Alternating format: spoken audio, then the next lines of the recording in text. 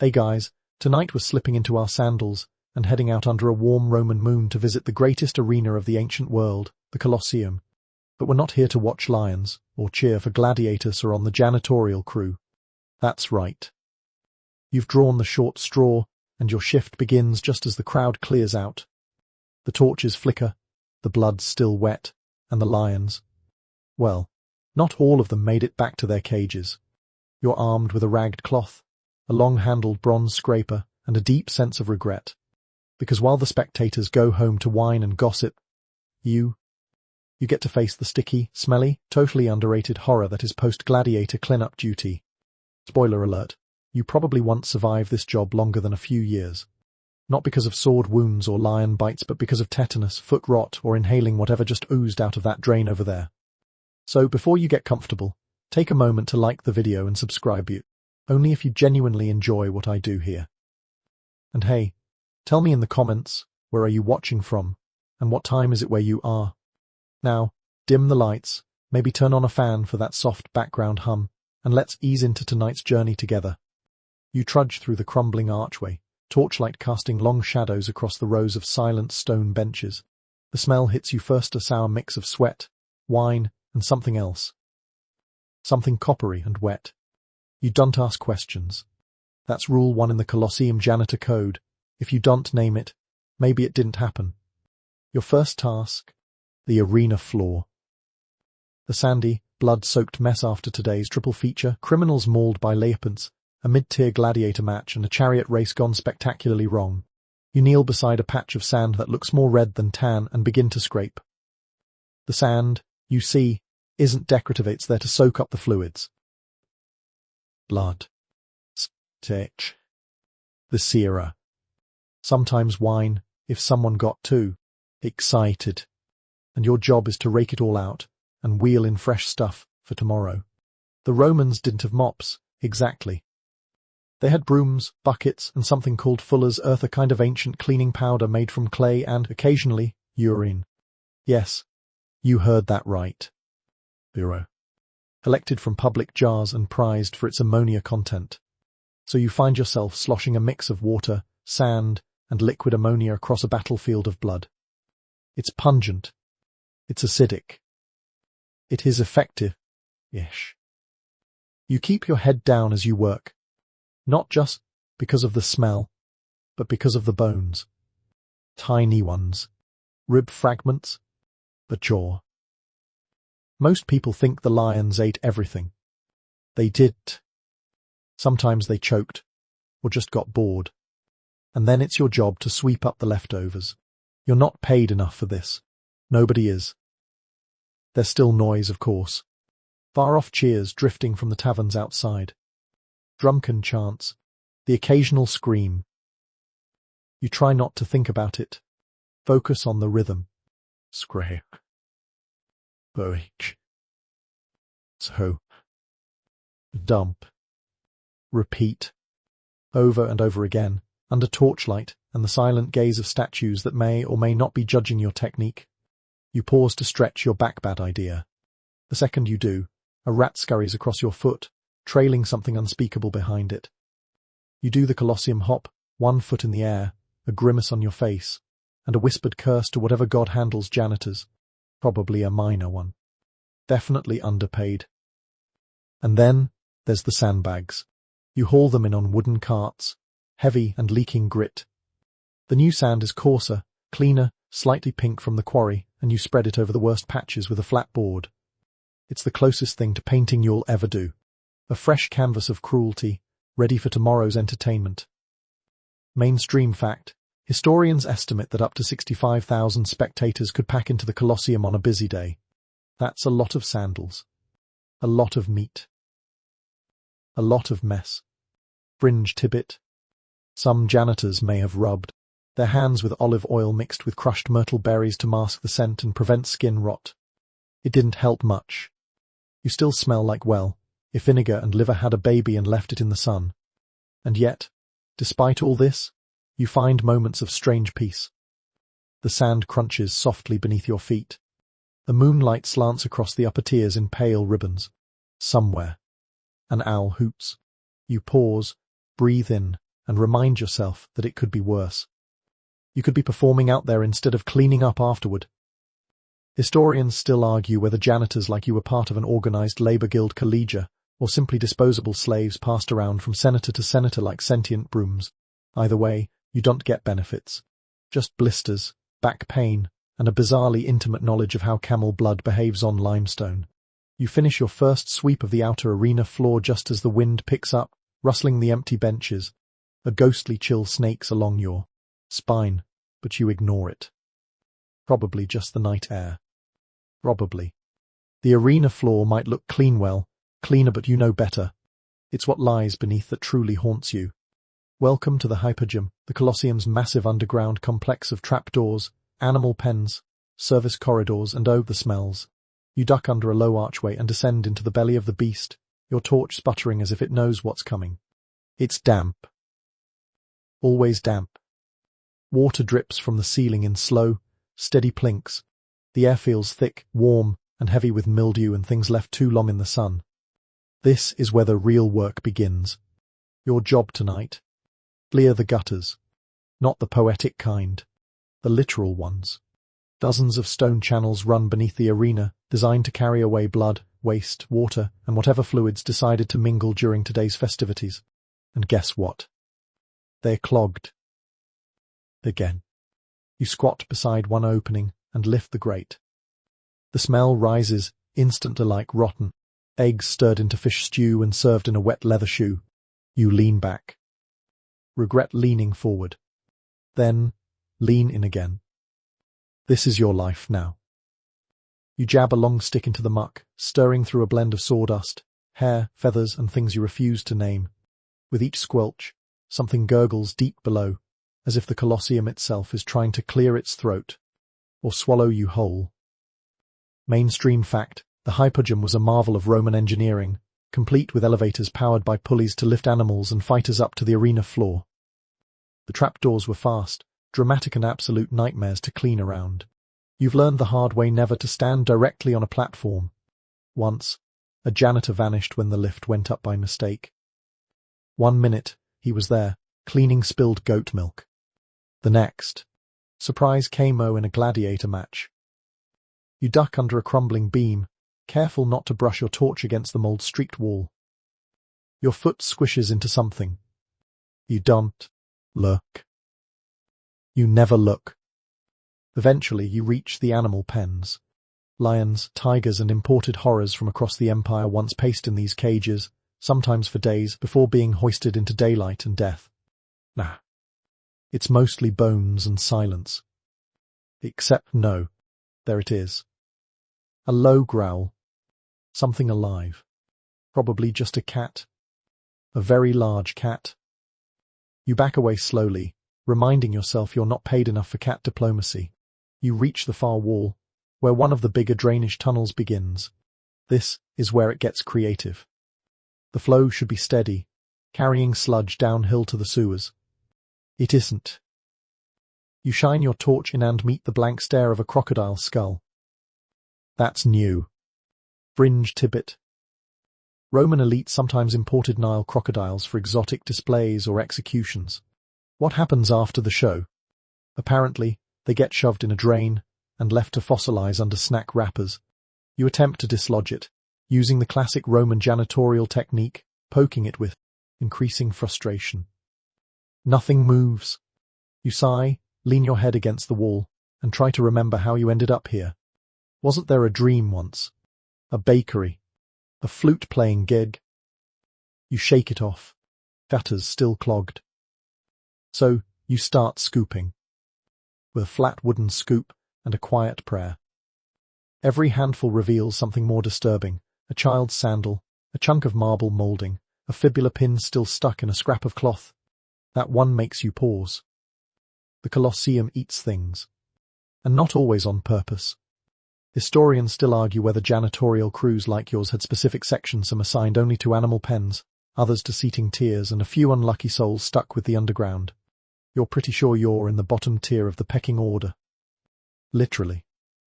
After 2 hours of slopping out sludge, you finally hear the satisfying gurgle of the tunnel breathing again. Like a sleepy beast that's finally coughed up its dinner. You step back, wipe your hands on what used to be your tunic, and smile. Briefly. Then realize the back of your left sandal is missing. Again. You pass the remains of a lift cage, its wooden slats chewed and blackened, and can't help but imagine what it would have been like to ride it upward into the roaring arena. The light. The heat. The screams. You'll stick to the tunnels. Thanks. One of your coworkers, a gaunt man with a lazy eye and an eternal cough, shuffles past. He nods without speaking and disappears behind a collapsed arch. You won't see him again tonight. That's the rule down here. If you find someone, you leave them. Everyone's got their own ghosts. You finish the circuit and start back up the stairs, legs aching, torch nearly gone. As you rise, the air changes. Warmer. Lighter. Almost fresh. You allow yourself a moment of hope and remember the next task on the list. Dead Garafi. More on that in a minute. You reach the arena level just in time to spot it flopped halfway across the sand, neck at an impossible angle, legs splayed like a dropped puppet. The Garafi. The day's halftime spectacle, brought in all the way from somewhere south of We Don't Pay You Enough to Ask. It was supposed to bow gracefully. It panicked, bolted into a column, and well, now it's your problem. Roman crowd loved it, though. Nothing gets a cheer like a confused herbivore trying to gallop on marble. The thing about Guruf is something they don't mention when they unload them from the ship is that they're very hard to move once they stop being alive. You and 2 other janitors eye it silently.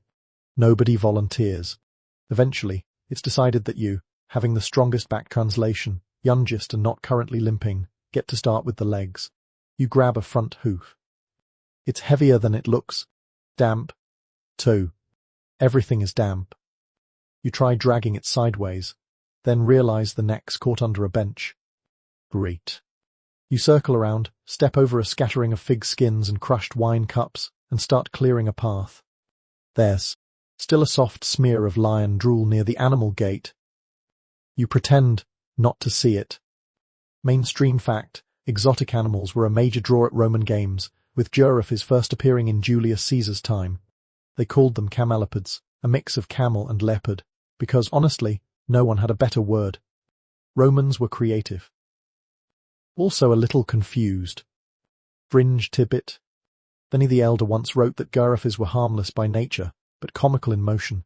You decide Pliny never tried to roll one onto a cart while dodging meat wasps. You manage to dislodge the neck. It makes a noise wet and final. You grit your teeth. Together, your team hoists the giraffe onto a plank sled. The sled squeals across the stone floor as you drag it toward the waste chute behind the north arch. That chute leads to a sort of compost pit. That pit leads to nowhere you want to think about. A few patricians linger above in the luxury tiers, laughing over leftover olives. One throws a pit at your head. Don't flinch. If you react, they keep doing it. If you don't, they get bored. This is janitor diplomacy, invisible until needed, invisible the moment after. Up in the stands, you catch sight of another animal keeper scrubbing claw marks off a wooden panel. He looks tired. You nod at each other the universal language of let's not talk about the elephant that got loose last month. Historians still argue whether there were dedicated animal handlers separate from cleaning staff, or whether the 2 roles blurred. One theory suggests a rotating crew did it all: feed, clean, drag, dispose, repeat. That theory tracks your boss definitely handed you a shovel and told you to bond with the rhino last week. You pass by a side chamber as you return the cart. It's a low-ceilinged room filled with straw and what can only be described as leftover smells. Here's where they store any animals that didn't die during the games. A baboon shrieks at you from behind a crate. You bow respectfully. You've seen what those things can do to a toga. Eventually, you reach the small annex known among your crew as the taxidermy waiting room. It's technically a storage area for curious remains antlers, tusks, that one shark skull no one wants to touch. You pause, rest your hand on the wall, and wonder how many creatures passed through here, how many screamed, how many were smuggled out the back to end up in someone's villa as a conversation piece. One of your coworkers swears he once saw a senator bribe a janitor for a tiger's paw. It brings luck, the senator claimed.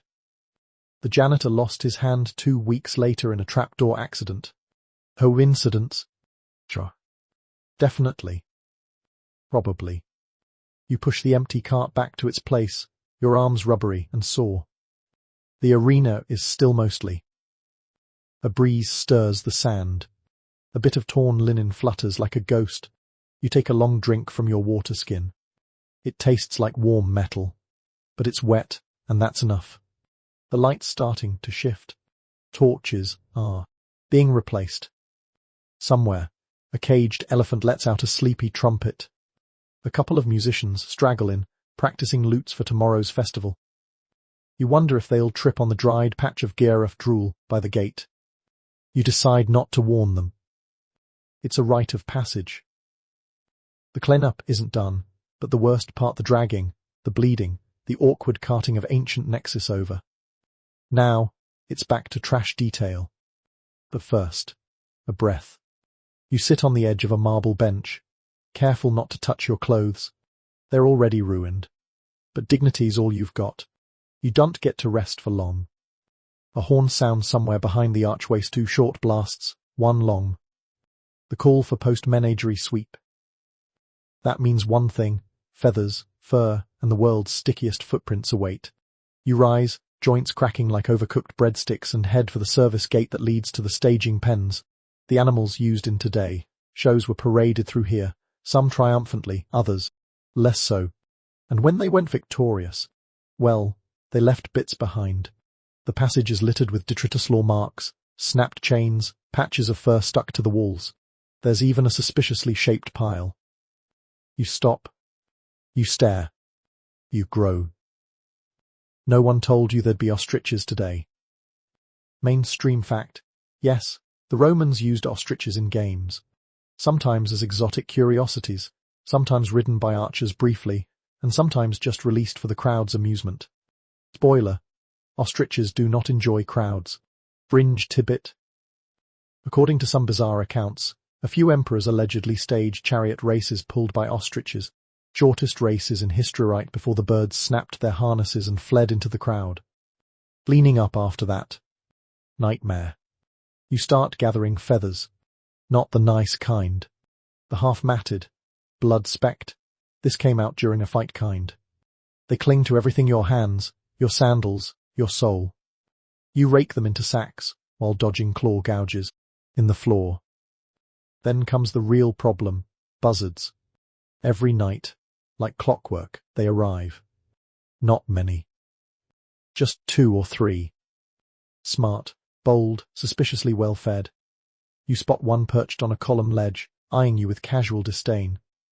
It ruffles its feathers, clearly unimpressed with your sack of fluff. You shout at it. It doesn't move. You wave your stick. It squawks back. You surrender and keep sweeping. Historians still argue whether buzzards and other scavengers were encouraged as part of the Colosseum's natural cleanup system. Some records suggest meat was deliberately left out to lure birds away from noble seating areas. Others say janitors were ordered to chase them off. You go with the third option: passive resignation.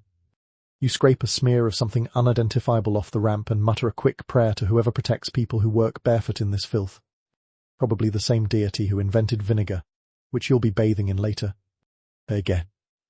Near the animal holding pen, you find something strange: a small wooden charm, shaped like a wolf, probably dropped by a child earlier in the day, spectator or sacrifice. You're not sure. You pocket it. Not because you're sentimental, but because it's easier than explaining why you're tossing religious-looking trinkets in the trash heap. You push open a creaking door to check the side stalls, where smaller animal foxes, peacocks, even monkeys are once caged. Now it's just old straw, bones, and one surprisingly intact goat skull. You try not to picture how that story ended. You sweep quietly, methodically. It's easier that way. Less time for the brain to make connections between bone fragments and the crowd's laughter. You take another break beside a cracked pillar. Your tunic sticks to your back, and your hands are raw. You reach into your pouch and pull out a small clay bottle, gladiator balm, made from beeswax, ash, and a bit of lavender. It stinks, but it keeps the skin from splitting. You rub it into your palms and stare into the darkness. This is where you hear it. The whisper. A soft, low murmur, barely more than wind. You freeze. There's a story going around among the crew about the phantom lion. They say one night, during a full moon, a lion that died during the games rose up, silent and smoky, its mane like shadow and fire. It paced the halls, sniffing out those who disrespected the dead. You scoff. Then, check over your shoulder anyway. The whisper fades. Probably just the wind, through the arches. Probably. You stand, adjust your belt, and resume sweeping. The passage narrows here, funneling into the east vomitorium or on that misnamed masterpiece later. You pass a torch stand, and find the base littered with fish bones. Someone's been snacking during cleanup. Disgusting. You make a mental note to slap Marius upside the head tomorrow. You finally reach the edge of the corridor where animals exit a drag post show. The floor is slick. You lean down and sniff. Where? Someone spilled olive oil. Expensive stuff, too. Probably from a merchant's seat. You wonder if it's worth collecting. You dip a finger, sniff again, and immediately regret it. It's not olive oil. It's fish sauce. Specifically, garum, the fermented Roman delicacy made from rotted fish innards and dreams. You gag. You mop. Historians still argue whether garum spills were considered janitorial emergencies or just ambience. You label this one a minor crisis and start scrubbing with sand and a chunk of pumice. When the floor is finally no longer a skating rink of doom, you stretch your back and glance toward the arena. The stars have shifted. The moon is higher now. The shadows deeper. The animals are gone. The feathers are bagged. The fish sauce is mostly handled. And still you're only halfway done. You're summoned to the Emperor's box next. Because of course you are. Not that the Emperor himself is there. Is long gone, off to his palace bath or some mist-covered garden filled with people, pretending to laugh at his jokes. But his mess, that stays behind. And guess who gets to polish his marble floor while pretending not to resent everything about the senatorial class? That's right. You. The pulvina, or imperial box, sits high above the arena gilded perch of carved stone soft cushions and the faint odor of overripe dates. You climb the narrow stairs behind the stage wall, a bucket in one hand and a damp cloth in the other, your back already protesting. The torches flicker as you reach the top, revealing a scene of indulgence that somehow manages to be both opulent and sticky. Crumbs everywhere. Olive pits jammed between seat slats. Smeared honey from someone's finger, licking frenzy. And in the center of it all, a single abandoned goblet tipped on its side, a thin trickle of wine soaking into the mosaic floor like the last sigh of a bored noble. Mainstream fact, the imperial box was reserved for the emperor and his inner circle, including priests, bodyguards, and the occasional concubine. It offered the best view and the biggest mess. Fringe Tibbet. A few sources claim that one emperor possibly commodused a trained parrot at his side during games. Its job. To squawk his victories back at the crowd. Unfortunately, the parrot reportedly developed a foul mouth and had to be retired. You've heard this tale so many times you half expect to find the bird still perched somewhere, glaring at you. You begin the delicate work of wiping down the marble. Unlike the blood-slicked arena, this mess is refined. Passive-aggressive. Even. Dried fruit peels stick like insults. Someone spilled perfume oil and ground it into the tiles with their sandal. You scrub in circles, muttering under your breath. Then there's the roasted dormice. Someone dropped a tray. Again. You find 3 little bodies under a silk cushion still warm. A nobleman's dog watches you from a shadowy corner, one ear twitching in judgment. You toss him a mouse. He declines. You sweep carefully. The emperor's floor must shine. Not for the emperor himself doesn't notice these things, but for his entourage. You've seen what happens when a senator trips on a cherry stem. Entire sections get reassigned. One poor janitor had to mop under the latrines for a month just because someone didn't appreciate the lack of citrus scent. You polish the armrests with a bit of beeswax cloth, then begin the slow, painful task of scraping hardened cheese from a decorative fountain's edge. Who brings cheese to a public execution? The answer, as always, is people with influence. Historians still argue whether the emperor's platform was regularly maintained by dedicated palace staff or cleaned nightly by arena workers like yourself. Given how often you've been called up here, you're betting on whoever they can guilt into it. A flicker of motion catches your eye. Behind the curtain, someone's left a scroll half open, covered in ink smudges. You resist the urge to read it. That's not your job. That's rule 2. Don't touch the words. You touch everything else there, the blood, the bones, the post-lion banana peels, but never the scrolls. You turn to the side alcove, where the more discreet facilities sit. It's a polite way of saying, this is where powerful people relieve themselves, and it's your job to clean it. No glory here.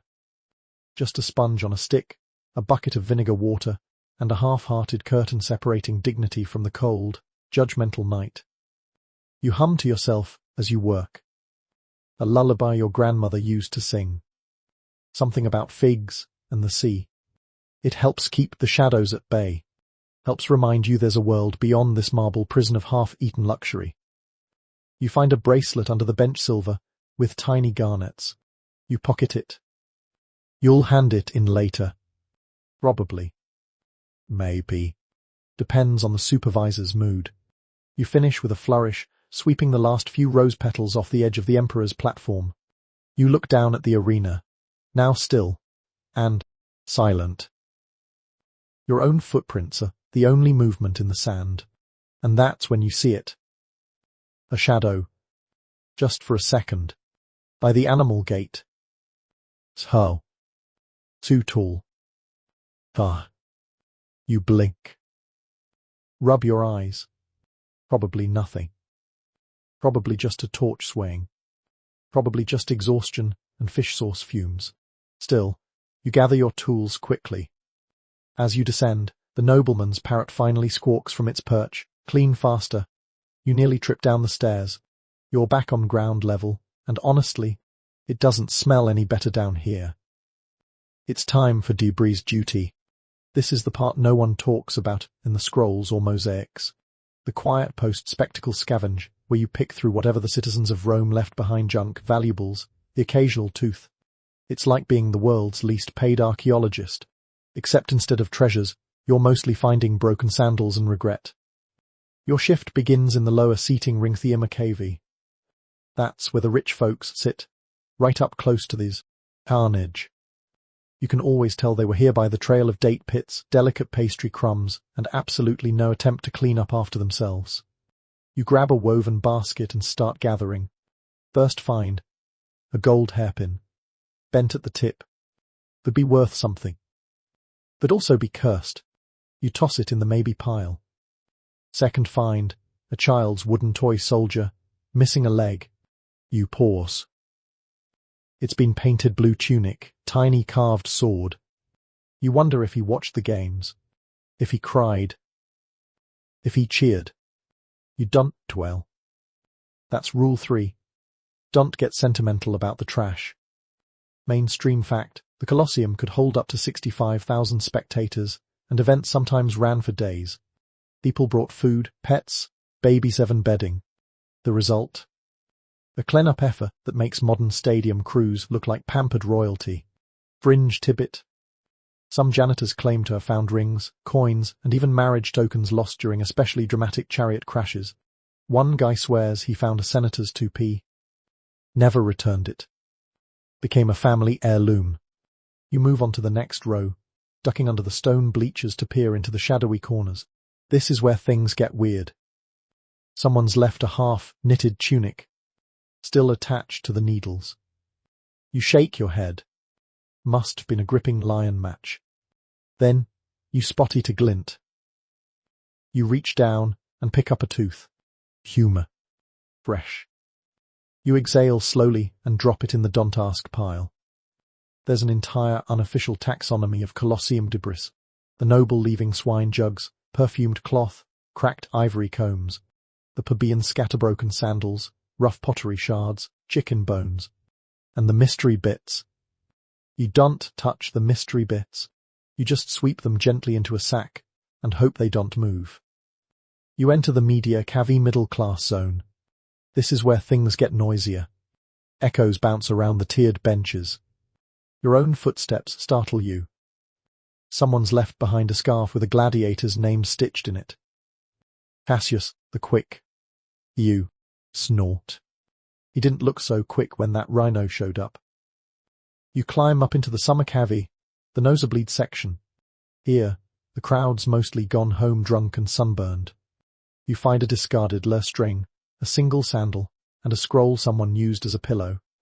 It reads, Civic Budget, Concerns over Provincial Grain Taxation.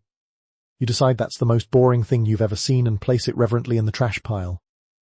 Historians still argue whether arena staff sorted through the waste for recycling purposes or simply dumped it outside the walls. Some think leftover bones and food scraps were sold to feed pigs. Others say janitors just hurled it down a hill and let nature deal with it. You think it depends on the supervisor and how many amphorae of wine he's had. You find a small coin wedged between two stones. The quadrant's lowest denomination.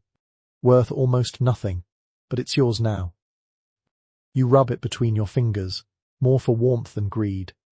As you climb down, you spot your coworker Lucius. He's younger than you, but somehow already more bitter. He's holding a basket of apples. You raise an eyebrow. He shrugs. They weren't eaten, he says, then bites one to prove a point. You make a note not to ask where the rest came from. You head toward the southern gate, where the lost and found wall sits a crumbling alcove with a slab of wood nailed to it. On the slab, sandals, cloth scraps, a dented bronze brook and a single child's shoe.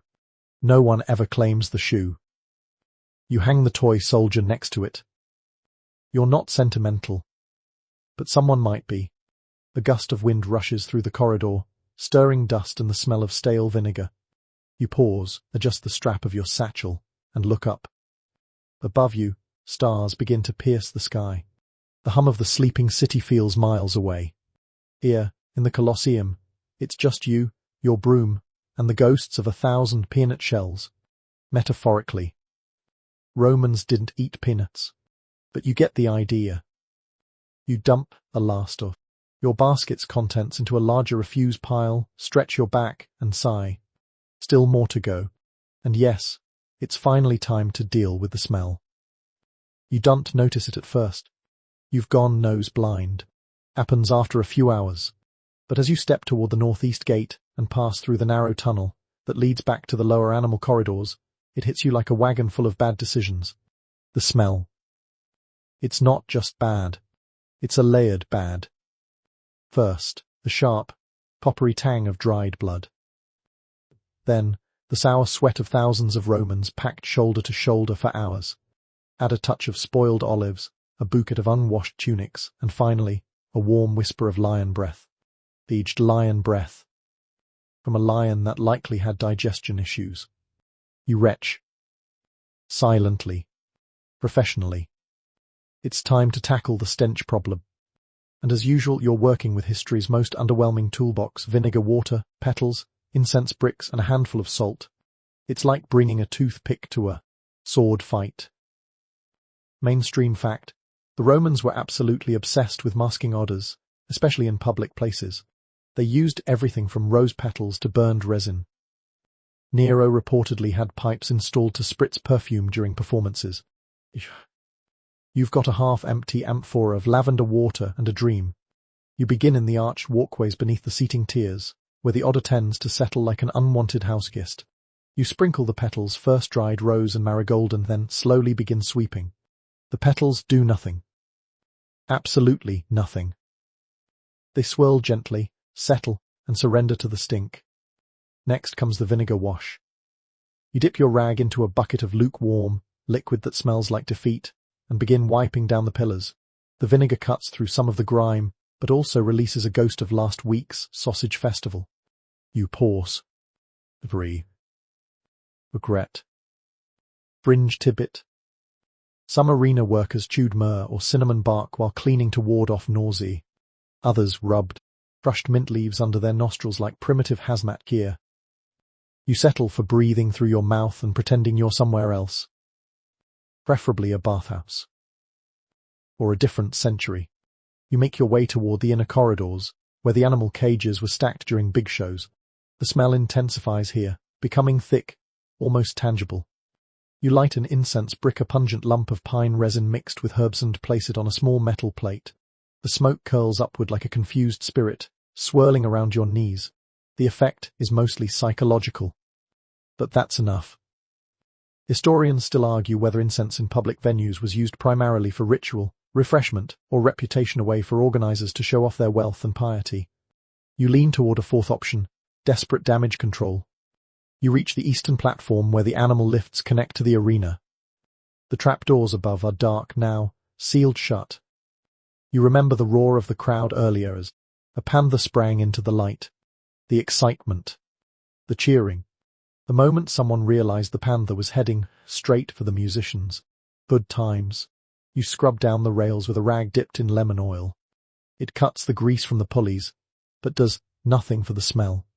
The cluster of feathers flutters by. Leftover ostrich. You ignore it. In the alcove near the animal pens, you find the worst offender, a drainage basin used for, well, everything. Blood. Water. Wow. Once, a bucket of eel stew. It's crusted over now. A shallow bowl of history's leftovers. You pour a jug of vinegar into it and scrub with a handful of sea salt. The resulting foam could qualify as sentient. You hum quietly to yourself. Something rhythmic. Helps with the nausea. Then you hear footsteps. Slow, deliberate. You freeze. But it's just old Flavius, the other night janitor. He nods at you, tosses you a sprig of rosemary, and disappears into the shadows. You chew the rosemary absently. It helps. A little. You finish your scent patrol by tossing a handful of powdered sage around the lower stairs. It smells earthy. Worn. Like someone's grandma trying to cook her way through a plague. The arena is quieter now.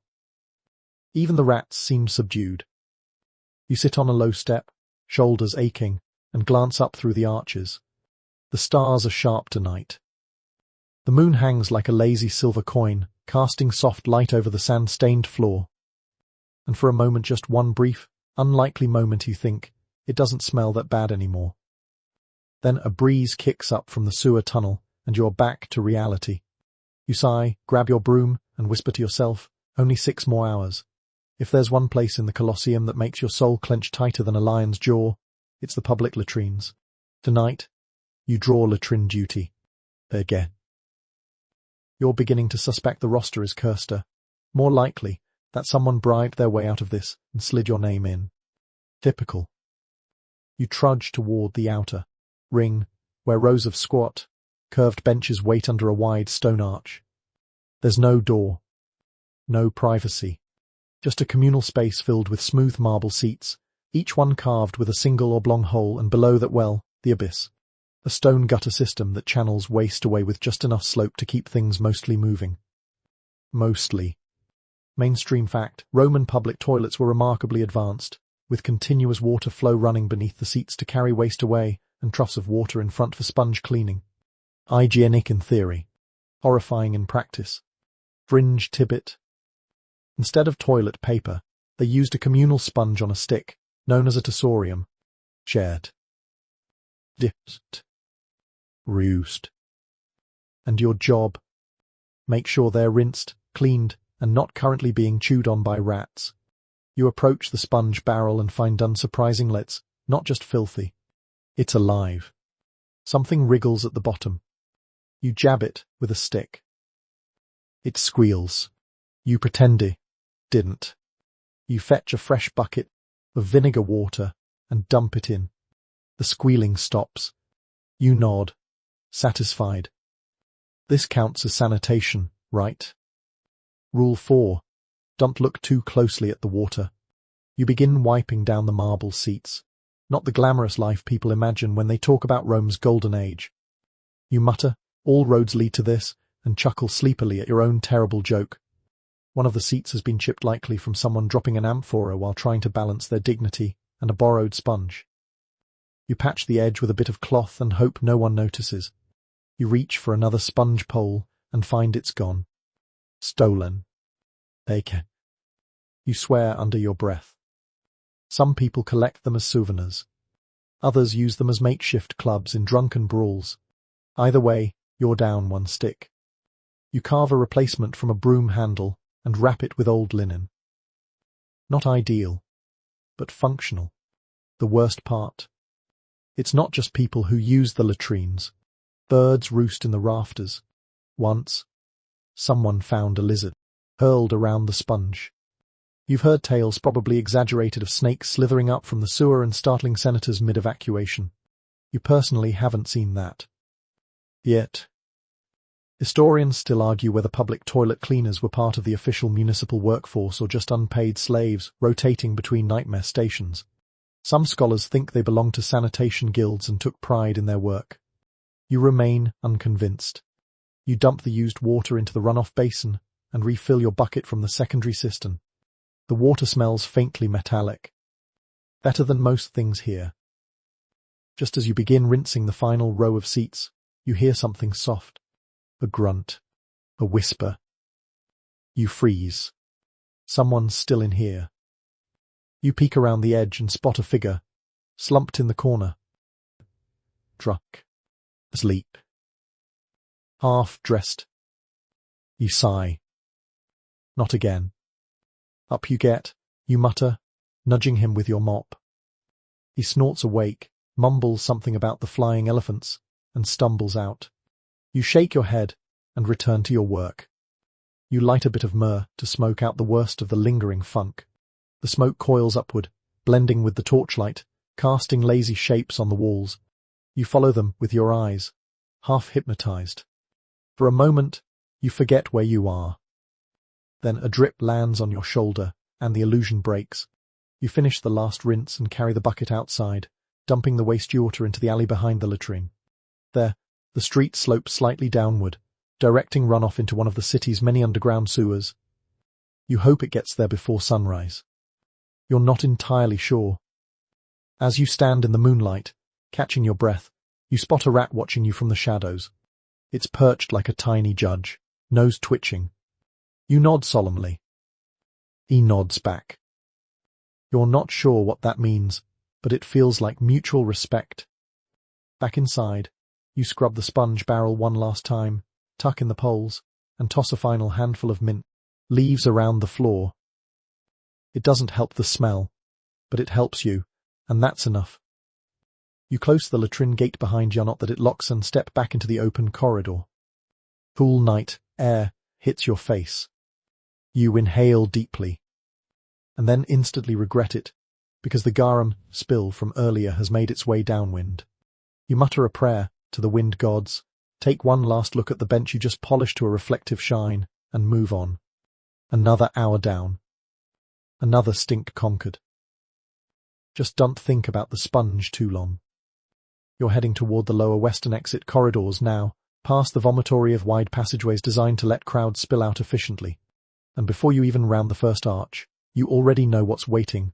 Puddles, crushed cups, a lot of sticky.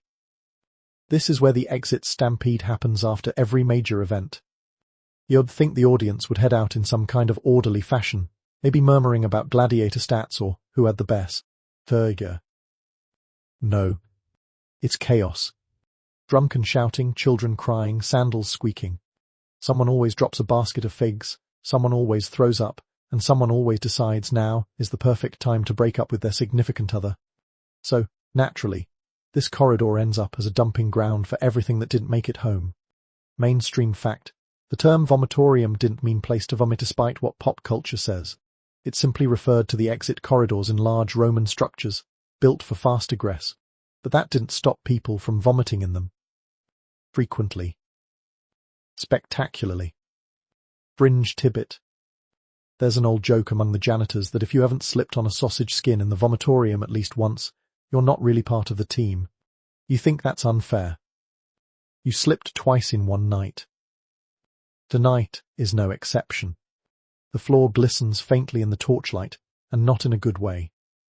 You step carefully, using your broom, more like a walking stick, prodding. Suspicious patches ahead of you like you're testing swamp mud for depth. You start by clearing the food debris. Crumbs of barley bread, fish bones, even a squashed grape that's somehow still juicy. You marvel at its resilience. You crush it deliberately under your sandal, just on principle. Someone left behind an entire roasted quail on a stick. It's half-eaten, resting delicately on a cloth napkin, as if the owner got halfway through and thought, "You know what? I hate joy. You bag it. It'll feed the stray cats, or Lucius, whichever comes first." Near one pillar, you find a collapsed amphora. The contents cheap wine, judging by the smell of mingled with other liquids to form a little reddish-purple lake. You drag the squeegee broom through it with a sigh, watching the mixture trickle down a drain that desperately wishes it had a grate.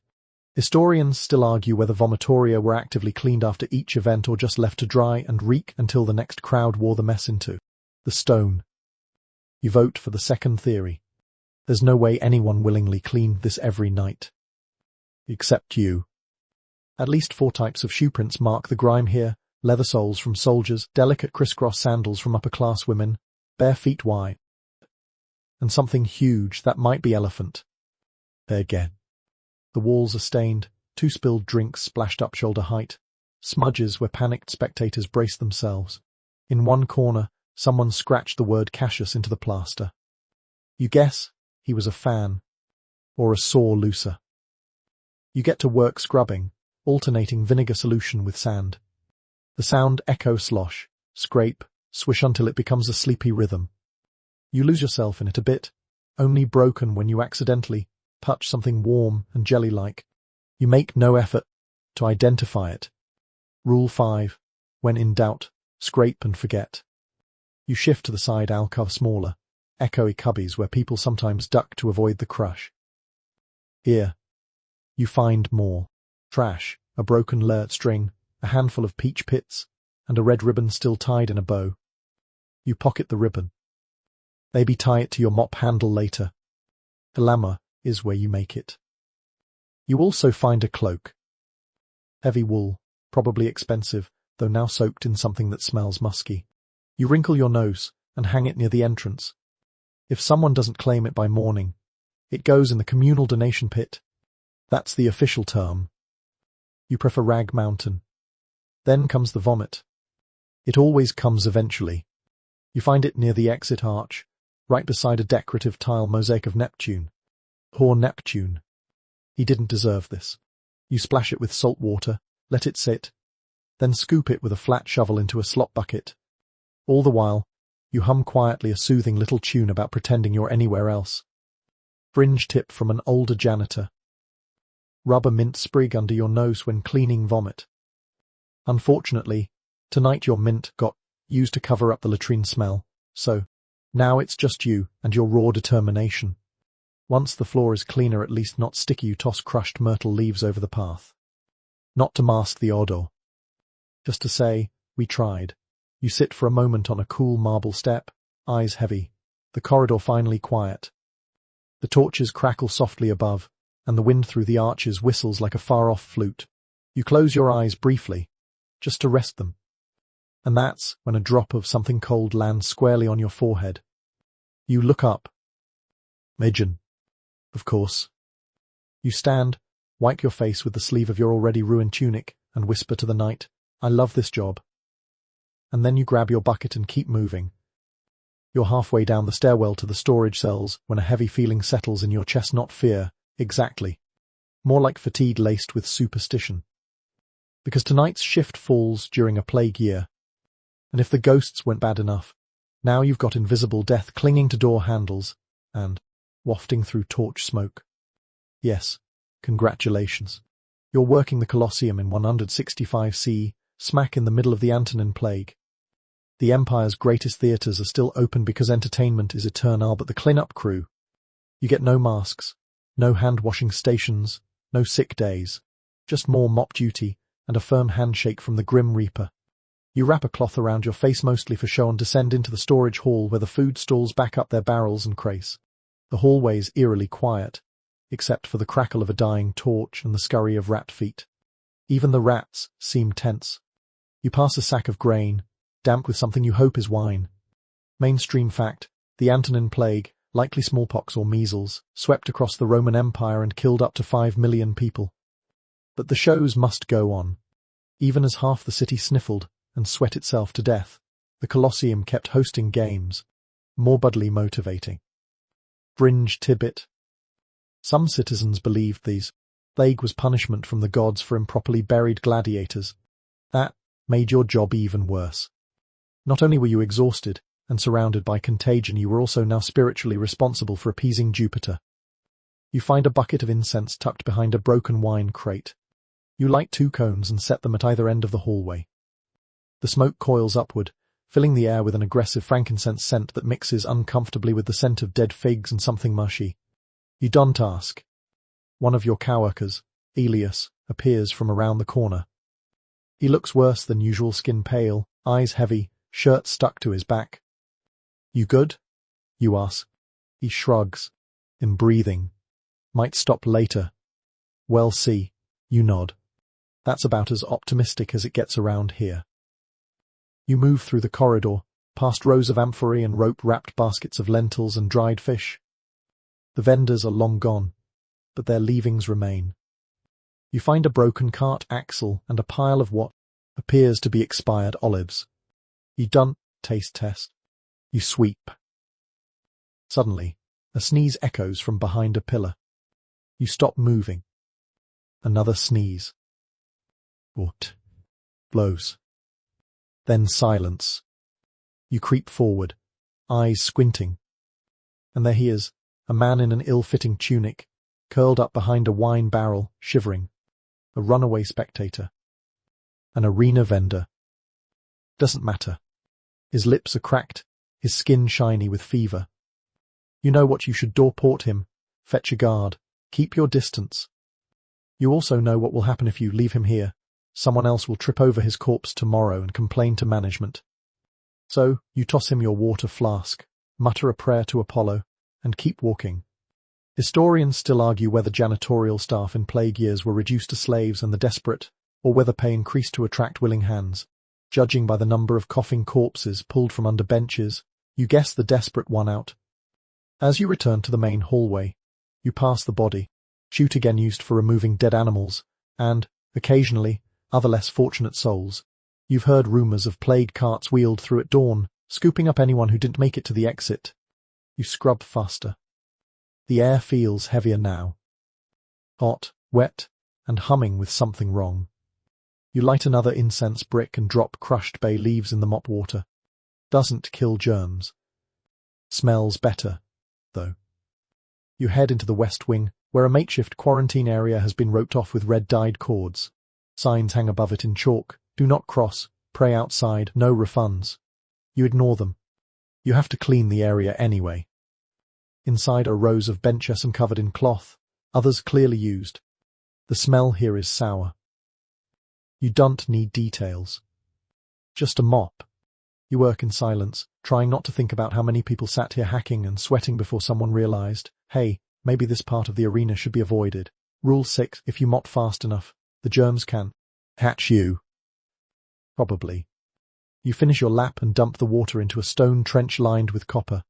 It gurgles as it vanishes, swallowed into the city's tangled network of underground pipes. As you return your tools to the wall hook, you pass a marble bust of Marcus Aurelius in the hall. His stone eyes seem to follow you. You could have shut the arena down, you mutter. He doesn't reply. You exhale and peel off the cloth from your face. It's damp and useless now. You toss it into the corner, light another stick of incense, and lean against the wall.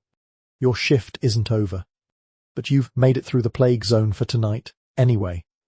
You're back in the corridors beneath the arena now, mop in one hand, a torch in the other, and the feeling that you're not entirely alone.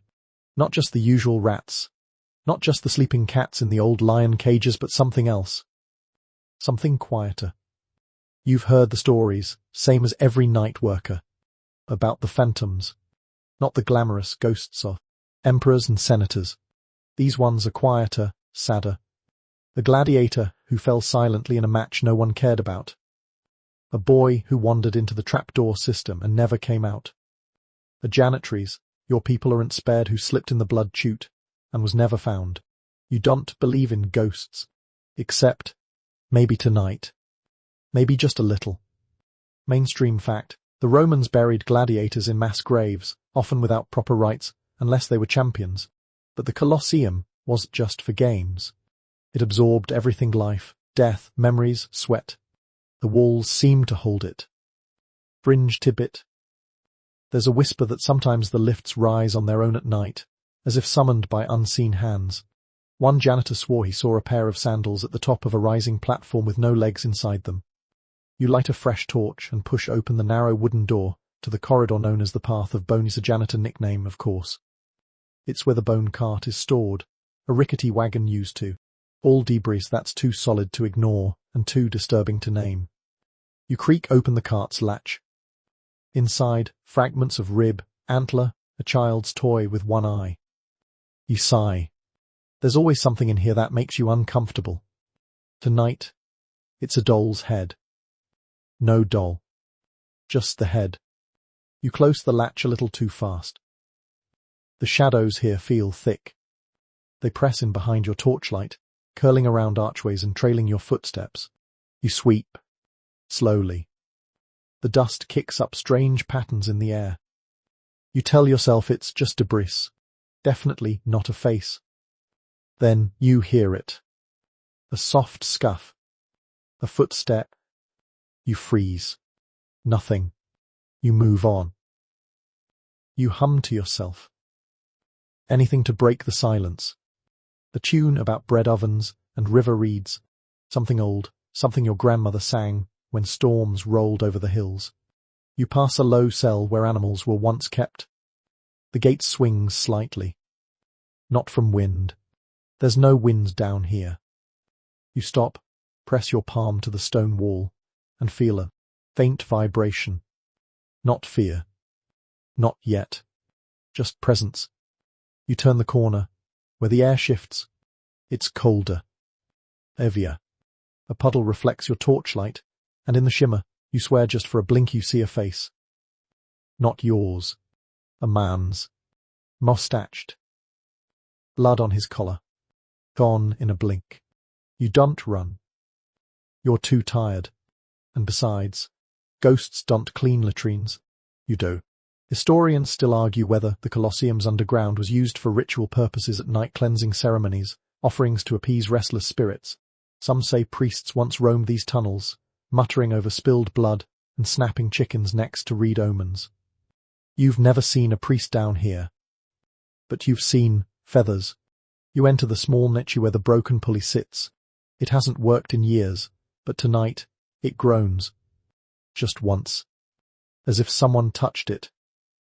You glance around. Nothing. Just you, your mop, and a pile of bones shaped a little too much like a foot.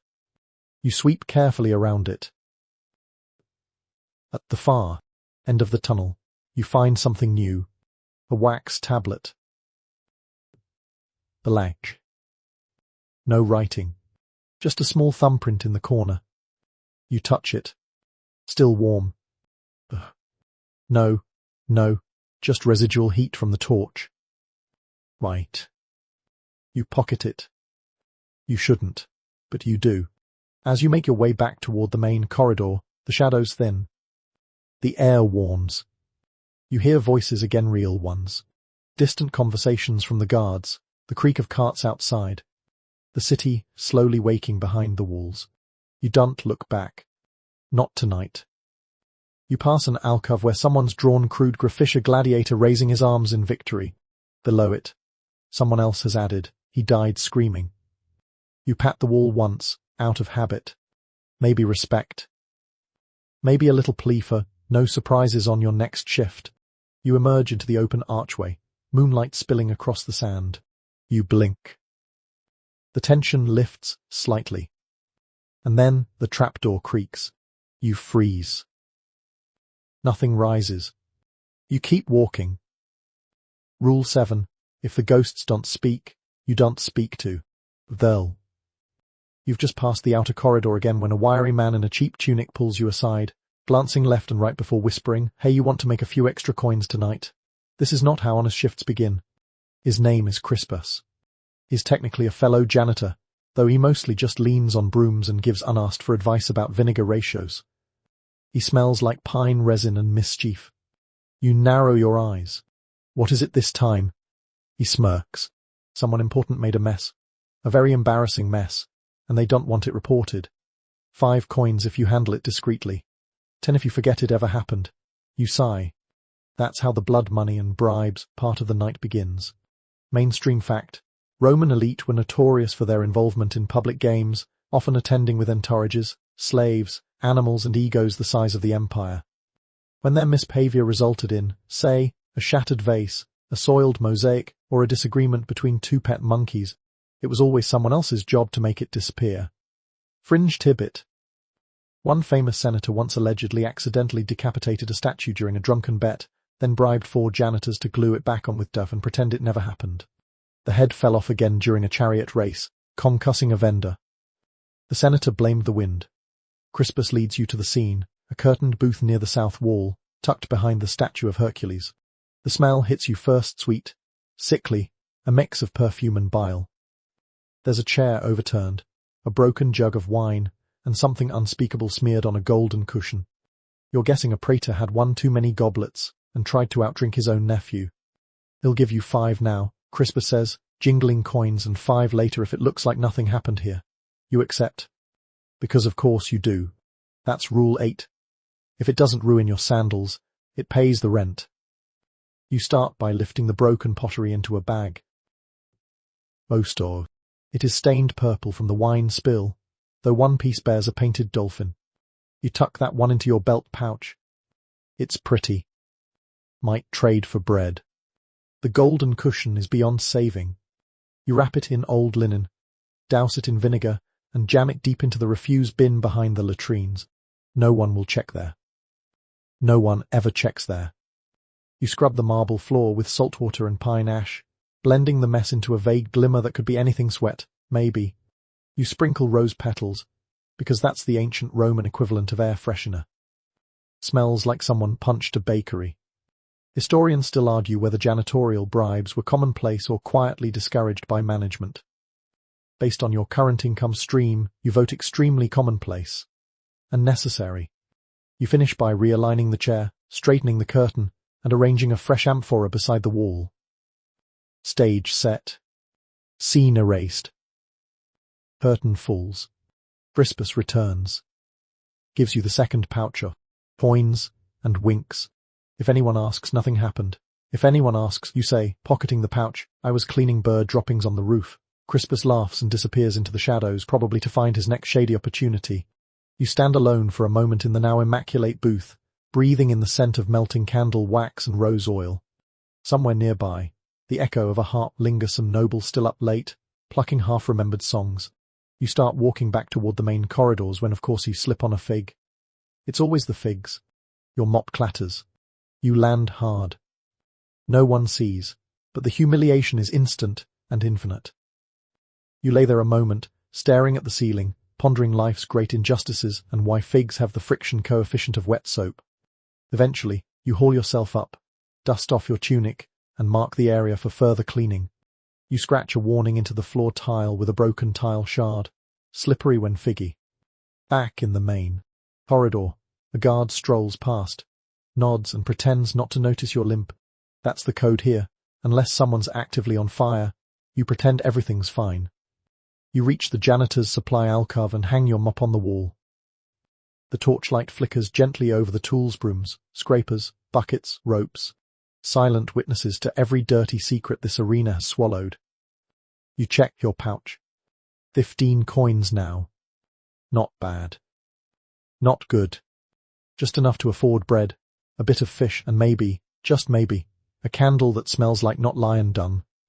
You tuck the coins away and start making your way toward the festival prep area. Because the next part of your shift, it's going to get wild.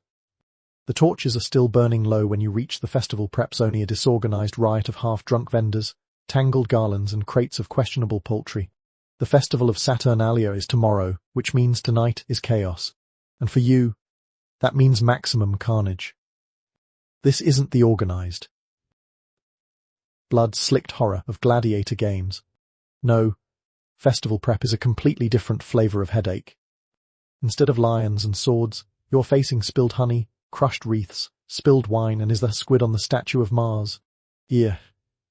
Yes, it is. Mainstream fact, Saturnalia was one of Rome's wildest festivals, marked by gift-giving, role reversals, drinking, gambling, and spontaneous street performances. People wore silly hats. Slaves dined before their masters. The whole city turned into one long, toga-clad bender. Fringe Tibet. At least once, Saturnalia celebrations included naked oil wrestling between volunteers pulled from the crowd. Last year, someone forgot to oil the marble tiles first. You're still scraping bits of tunic out of that floor. The night's event isn't supposed to start until midday tomorrow, but someone got excited. Several someones, judging by the sticky footprints and the impromptu musical performance currently echoing from under the western arch. There. Round the corner and see two men in goat masks trying to play the same lure while standing on an amphora. It goes as well as you'd expect. You don't stop them. That's not your job. Your job is to make sure none of the arena's permanent structures are damaged by the celebration. You step around a pile of garlands and wipe down a decorative urn that's been mysteriously filled with custard. Someone's tied ribbons around one of the marble lion statues. You lean in to remove them and realize they're soaked in wine. You wrinkle your nose. The lion looks humiliated. Nearby, a vendor is asleep on top of his bread cart, snoring into a loaf. You take a few crumbs because why not? And sweep the broken plates under the nearest step. You'll deal with those later. Probably. Your first major task tonight, the statue gallery. A long corridor of heroic busts, all of which must be cleaned, polished, and protected from party damage. You approach the first bust, Julius Caesar, scowling eternally, and notice someone has drawn a mustache on him. In berry juice. You sigh. You dampen a rag and begin scrubbing Caesar's lip. He resists. He always does. You work your way down the line. Augustus, someone stuck olives in his eye sockets. Claudius now wearing a fish as a hat, and Nero already on fire once, but that was a different year. You clean them with patience and a mild sense of revenge. Historians still argue whether janitors were expected to maintain festive decor or merely prevent catastrophic messes.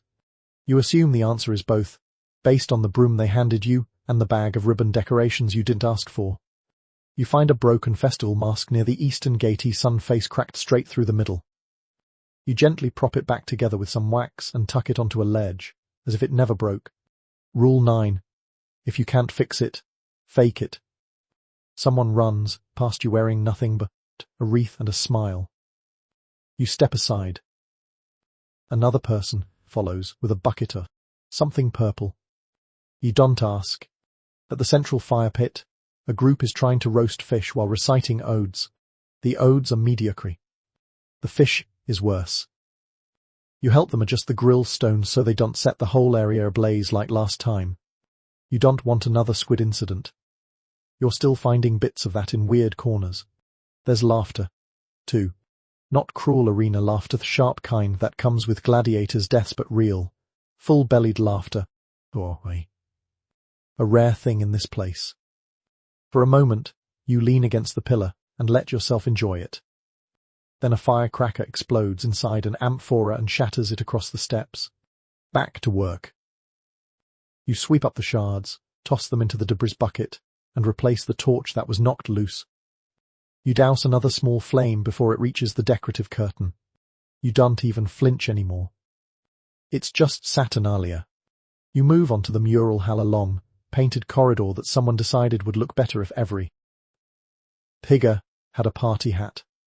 Some are made from cloth, others from cabbage. You gently remove the produce, straighten the cloth, and leave the hats in place. Honestly, it's festive. Someone taps your shoulder. You turn to see a small boy holding out a garland. For you, he says. You blink. He runs away. You wear it. Why not? The party winds down, near the third hour of the night. A few stragglers snore against the pillars. You gently roll one off the flower so the begonias don't suffer. Priorities. You check your list: statues cleaned, fire hazard dealt with, fish situation mostly contained. You exhale, stretch your arms, and notice your tunic is covered in flour. You're not even going to ask why. You sit on the arena steps as the last torch burns low. The Colosseum is quiet now, except for the snoring, the distant purr of a cat, and the whisper of the wind moving gently through the arches, and the sweat still on Mars statue. You let it be. Some things, the next shift can handle. It's around the 5th hour of the night, now so late it's almost early and you start to feel it in your bones. Not the good kind of tired that comes from a job well done. No, this is the kind that whispers in your spine. You're not leaving this place without limping. You've cleaned blood, guts, perfume spills, fish sauce, ghost zones, and someone's wine-soaked political argument. You've dragged a giraffe, scrubbed vomit off Neptune's beard, and personally negotiated a peace treaty with a rat in the sponge bucket. And now, as you round the corner into the northeast corridor, you're reminded of one more unpleasant truth. There is no retirement plan for Roman janitors. Mainstream fact, most Roman labourers, especially slaves or indentured workers, had no formal retirement. You worked until you were sold, replaced, or dropped dead behind a pillar and became someone else's problem. Fringe tidbit. There's an old arena joke that janitors who survive past 40 are turned into mop handles. That's not a broom, they say, that's Marcus. You pass by the old storage vault shaft collapsed now, but still used to stash spare sandbags, cleaning tools, and the occasional bribe. The stone steps here are worn smooth from years of trudging. You catch your toe on a crack and mutter under your breath. You're too tired to even curse properly. At the back of one vault, tucked beneath a collapsed beam, is the cot. The cot. Every arena has one. It's not assigned. It's not even official. But everyone knows it. The nap spot. The hideaway. The spot where a janitor might get 20 stolen minutes of sleep before a supervisor starts yelling. You consider it. Briefly. But then remember, there's still the upper gallery. The stairs creak under your feet. That's not metaphor-actual creaking. The wood slats here are older than some gods. You step lightly, avoiding the split ones. You once watched someone fall through and land in a barrel of honey-glazed figs. Funny, until the ants showed up. The upper gallery is where the expensive statues are display the gods, the emperors, the absolutely unnecessary golden peacock. And it's your job to dust them. At night. Below. You sigh and begin with Jupiter. Is enormous, smug, and covered in pigeon droppings. You mop around his base, thinking, if you're a god, maybe handle your own bird problem. Next is Juno, then Mars, who still has faint squid residue from earlier. You gently wipe it off with a cloth dipped in mint water. It helps. Slightly. Then comes the peacock.